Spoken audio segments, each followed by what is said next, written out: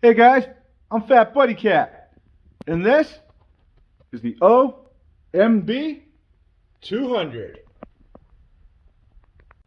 Today, we're going to pull this motor and set this frame up for a high performance torque converter. The throttle cable is already off. The gas tank is on the engine itself. I just have one wire that I have to unplug.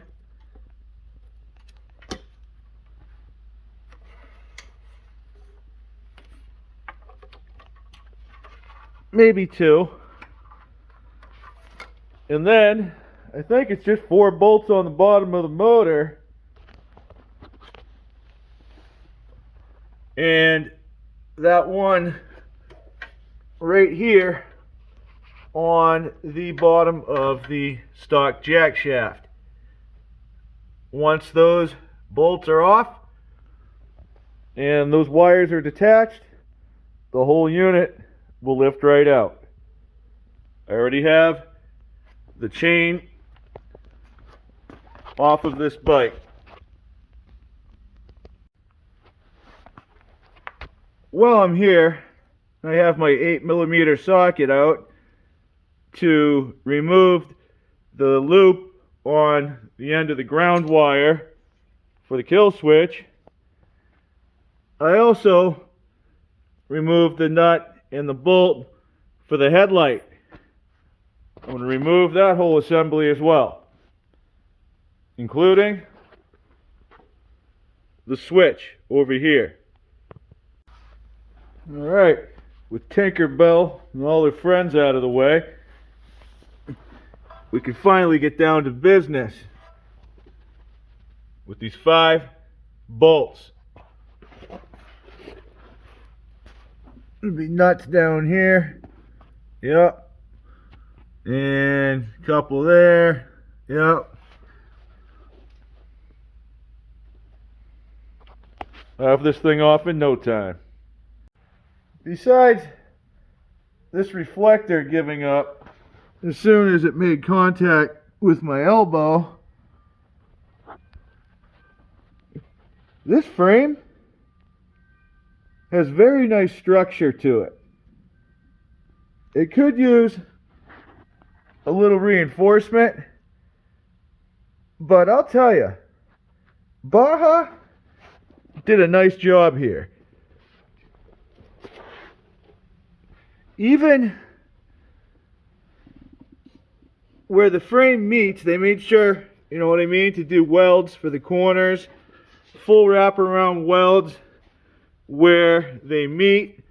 I found a couple misses on the bottoms of these pegs. I know that these are a weak point. We are going to be getting rid of this altogether. But I mean, look at how thick those axle dropouts are. I mean, it's not too shabby. 2013, guys. Alright. Everything's loose. I'm going to get it up on the bench. Better move all that hardware first. Whoop. Don't forget this one. That guard also holds the whole motor on. Remember? It's attached to the muffler. Oops. Wham bam bla jam. She's out of there. Ooh. Looks like somebody had themselves a mud pie. Alright, now we set up shop outside. I'm going to let Big Hurt run with his imagination for a few minutes. Basically, cutting off everything I'm not going to use ever again. Probably start somewhere down there. Alright, we got a few things cleaned off, but we're going to focus down here right now. It's getting real cold. Before this metal gets too cold, I want to start welding some things. These are welds. These are gaps. I'm going to go and put the tack on each one of those gaps. Just one nice meaty one. And then I'm going to clean them down. Already cleaned up. And instead of doing one fat tack in the middle, I did two good ones and I just separated them a little. These are 70-18. They're strong and they put a lot of heat to the frame. So we don't want to keep doing that. Eventually that'll temper this metal and make it brittle. There's already an issue where with too much vibration and hot action, these plates themselves become brittle. That's the next thing that we're gonna attempt to fix. This is a torque converter riser plate from Grey Goat Garage and my friends at OMB Warehouse.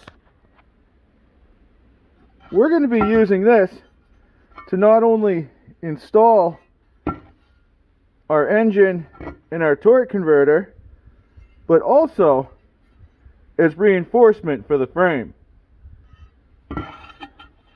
First thing I'm going to do is drill a few extra holes in these outside sections here. We can call them tabs. We're going to stay away from the bolt patterns because we'll be utilizing those.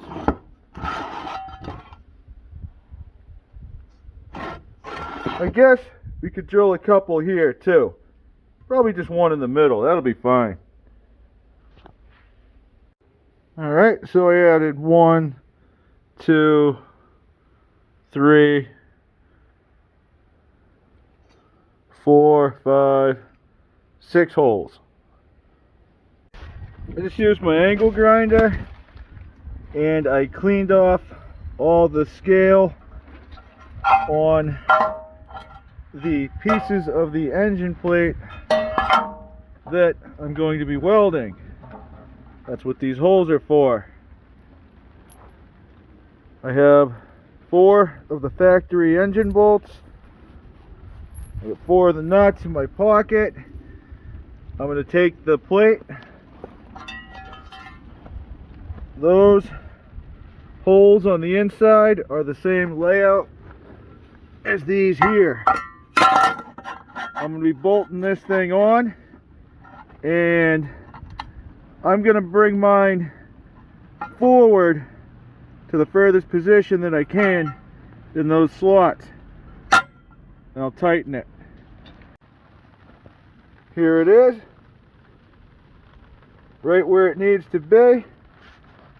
Now I'm going to fill my holes with rosette welds, and then we'll get some tack action on the edges.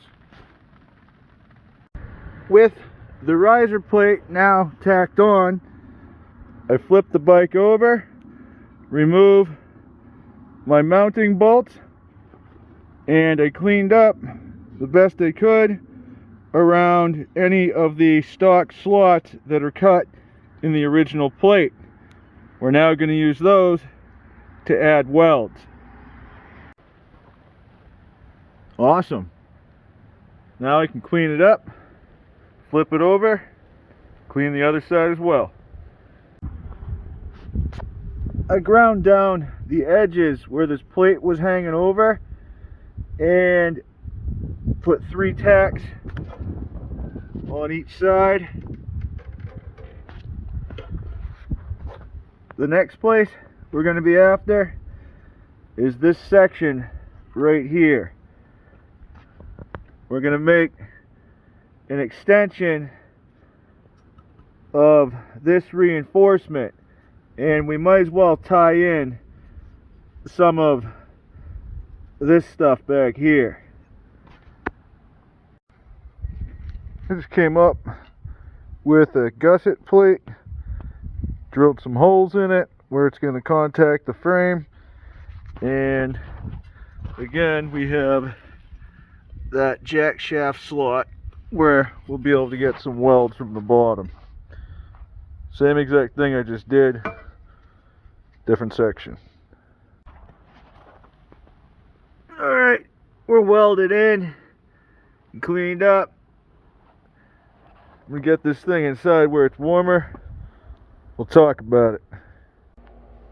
Okay, now that we're inside and it's a little bit warmer,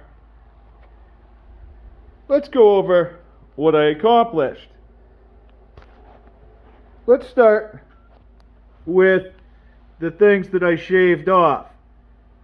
I got rid of the front fender. I didn't like the mount that came way down like this, and then, well, I could just show you.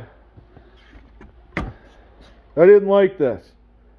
I thought it was hideous. I mean, it works, but not for me. I also got rid of the reflectors on the side of the fork and the headlight mount that was on the front of this. I don't know about you guys, but when I'm sitting on this bike, I like that nice big fat tire out in front. With this rake, it just looks really awesome. We'll do something a little bit different. Try to retain as much of that as possible. Out back, I got rid of the chain guard, that arm that came all the way out here, and even that little tab that was behind the axle hanger here. It's all gone. This new engine plate brings our motor forward and up. The reason I wanted that is so I can use the stock gas tank and have as much clearance as possible between the top of the tank and the bottom of my frame. It also brings the output shaft up and allows us to run a 30 series plate without cutting it.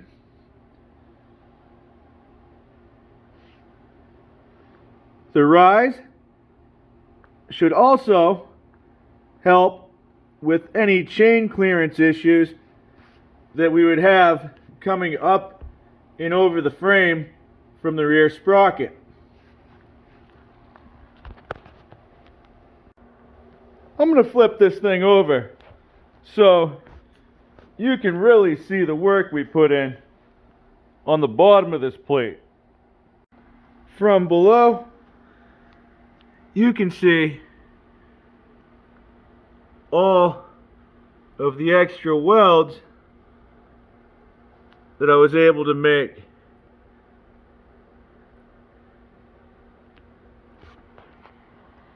So we're not only welded on our sides,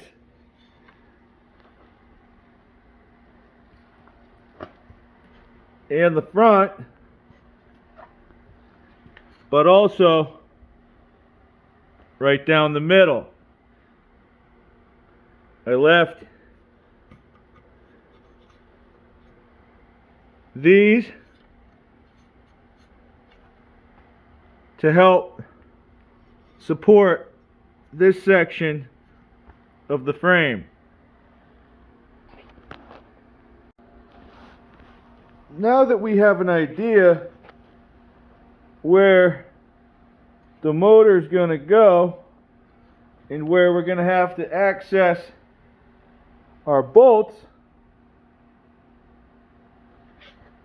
we know what we have to work with in order to gusset our foot pegs and not interfere with those bolts.